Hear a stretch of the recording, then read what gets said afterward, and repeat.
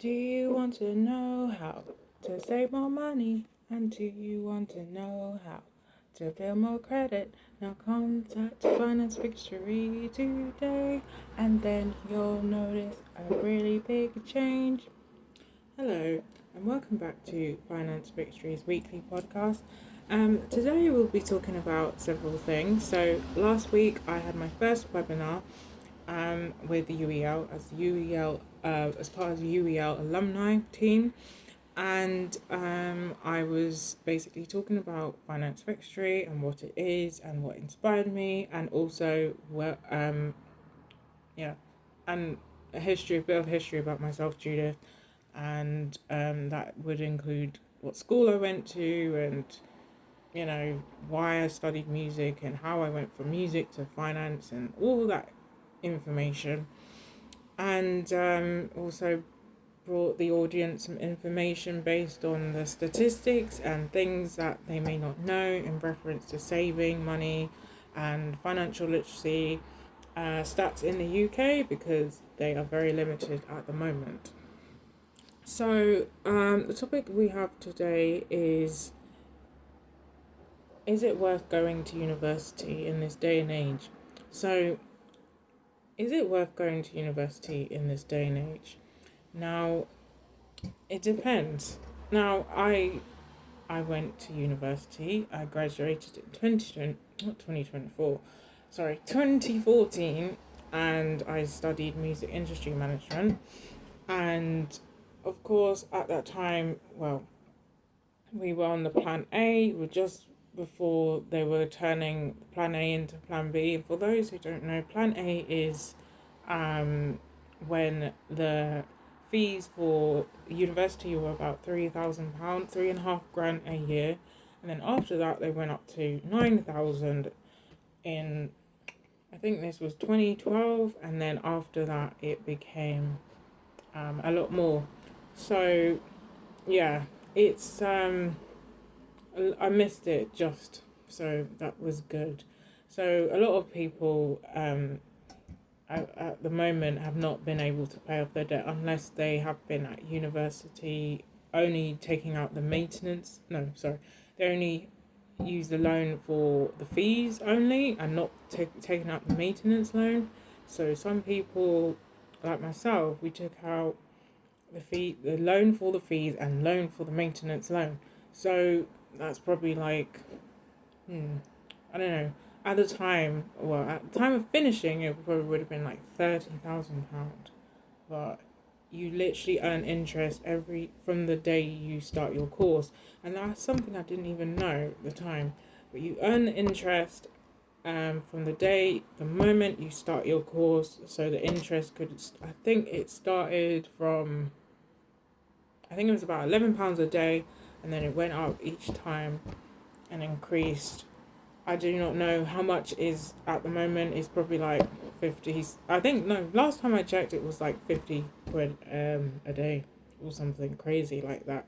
So I remember there was this thing that at that time in 2014 where people were like, yeah, you need to pay off your loan like ASAP, and it's like, how do you really do that if you just come out of university, and for starters you don't know what you're doing, you don't know where you're gonna work, because at university when I was there was this mindset that you would get your internship, and then the internship would essentially get you your job. But if, say, you weren't so lucky getting an internship and then your job, what do you do? No one talked about that. So I had to find out for myself. I had to do like various jobs and then basically start again and study. So it's like, so that's why the topic is it worth going to university? Because when you do try and get a job, you need experience, and the only way you're going to get experience is if someone allows you to have that experience. But and if you're lucky enough, because a lot of people are applying for the same job, so, and all the same internship as well. There's more people than internships. So sometimes you do have to start from the bottom, even have to volunteer for free. And of course that's not ideal, but you sometimes you got to do what you got to do. In this day and age, I guess now you can literally be anything if you have a laptop and you have access to broadband. So then it sometimes makes you think, oh, is there any point going to university?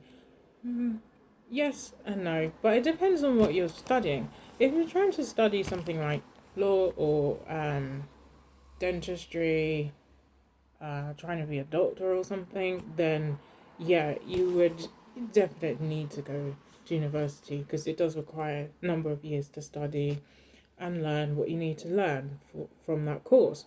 So it's it's one of those things, but sometimes now you look around because I also DJ as well, and look around and you realize that nowadays everybody is a DJ, everybody is an influencer, everybody is something, but it's like, hey, but I went to uni to study that, so it's like, okay, well, yeah, did I need to go? It's entirely up to you. If you feel that it's something you need to do, then um then go for it. And you feel that your course is going to benefit you in the long run, then do it. And it does look good. It does feel good once you've accomplished it. However, if you feel that if you're going to university and you'll be wasting your time and wasting your money, then maybe it's best not to do it. If you can get a normal course, I know nowadays you can get courses on Read for like £7, between £7 and £25. One of the courses I got was very cheap, so yeah, not the one I'm doing now because I'm doing ACCA now, but that one's not very cheap. But there are a lot of courses you can do on Read. I think HR courses, just general admin courses, and all of those. So you could do that, and you can put that on your CV as well, and it'll save you a bunch of time. Well, save you a bunch of time applying for jobs. For courses. And it also save you a bunch of money as well. So it works both ways, but it's something that you have to think about before you actually do it. So as some of us may know, that this weekend just gone was I think it was National I was gonna say National University National Cinema Day.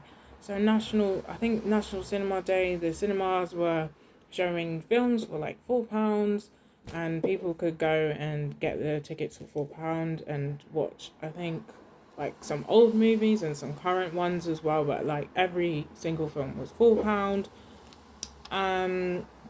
So that was good. And also I know I've mentioned this before in my previous videos, but Octopus Energy are also doing free electricity for the third week in a row. They did this again on Saturday, and in my previous video I explained how it works. So we are still entitled to free electricity, so that's good. And so the last topic would be if what do I do if I'm struggling to get a job in this day and age? So nowadays, as I say, you can be anything you want, and as well as that, you can be anything you want that you put your mind to. And you know, I've seen that because I've worked in different sectors, and I've been able to do that. I've been able to adapt. It's because of the transferable skills. So what you'd have to do is firstly think about all the transferable skills that you have that you can use in one job and that you can use in other. So customer service, when it's like you're applying for a job and it says, oh, you need customer service skills. Customer service skills, I used to think, oh, it meant you had to be standing in a shop, speaking to customers. But no, you have that quality, that skill that you can use in other roles. So if you're working in a warehouse, you will still need to use customer service by communicating with others and talking to them and listening. You will also need to do that in office as well, and any other job that you may apply for. And also anything. Another thing to do and be mindful of is any hobbies that you have. If you can turn the hobbies into paid jobs.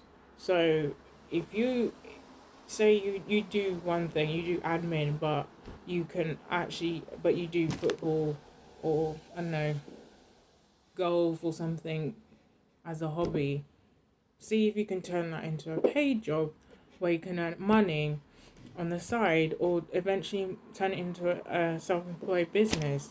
If you can teach someone something that you know, like if you play an instrument, if you sing, then you can tell people, you can teach young kids how to do these things, or you can teach adults, anyone really. But yeah, it's just these practical things, because it's those things that can make you money on the side. So like, for example, like I also DJ, so that is like another form of income, and singing as well. And yeah, just anything you can do. And if you're the more talented you are naturally, the better. But you can even get a course, as I mentioned previously. You can get a course for about £7 or less, and you can train yourself on something. You can get like a social media course, and then you turn yourself into a social media savvy person. So yeah, it's just thinking of ways to like improve yourself and make yourself more flexible in terms of work, because you don't have to go and get that corporate job. You don't have to. You're not confined to what society tells you must do. If you believe you have a talent and you're good at it, try and make use of it. Try and see if you can make money from it, or if you want to keep it as a hobby, that's fine. But these are some of the things that I'm suggesting here. So if you're struggling to get a job, but if you have any questions in regards to that and would like a one-to-one session on that, I'm happy to speak to you on that. Or you can contact at Finance Fixtory on socials for any information that you may need. You can also email us at info@financefixtory.com for any finance related or work related, because it's all kind of tied into everything really, because your work is connected to your finances and vice versa. So yes, so thank you for listening and have a good day. Thank you. Bye bye.